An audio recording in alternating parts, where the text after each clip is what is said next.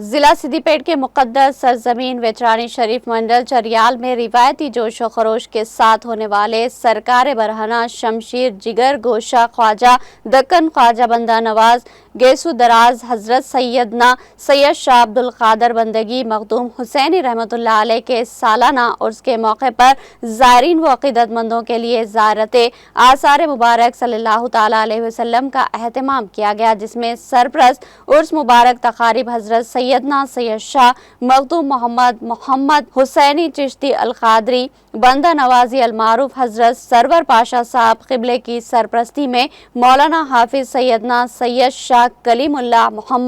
محمد حسینی چشتی القادری بندہ نوازی المعروف حضرت کاشف پاشا صاحب قبلے کی قیادت میں ضروری انتظامات کیے گئے تھے۔ اس موقع پر زائرین کو مخاطب کرتے ہوئے حضرت کاشف پاشا صاحب قبلہ نے فرمایا کہ آثار مبارک نبی صلی اللہ تعالیٰ علیہ وسلم کا دیدار امتوں پر شفاعت کو واجب کرتا ہے، دین اور دنیا میں خیر و برکت کا ذریعہ، متعدد امراض کے لیے شفا کا باعث ہوتا ہے۔ انہوں نے عوام الناس کو اپنے قلوب حب النبی صلی اللہ تعالیٰ علیہ وسلم سے پر کرنے اور نبی آخر الزماں فخر رسول امام الانبیاء تاجدار مدینہ حضرت محمد صلی اللہ تعالیٰ علیہ وسلم کی سنتوں پر سختی کے ساتھ عمل پیرا ہونے کی ہدایت دی اور دعا فرمائی۔ حضرت جنید پاشا صاحب قبلہ، حضرت صادق پاشا صاحب قبلہ، حضرت شاکر باشا صاحب قبلہ اور دوسرے مشائخ و محبان و غلامانہ نے سرکار برہنہ شمشیر رحمۃ اللہ علیہ کے عقیدت مندوں کی کثیر تعداد موجود تھی۔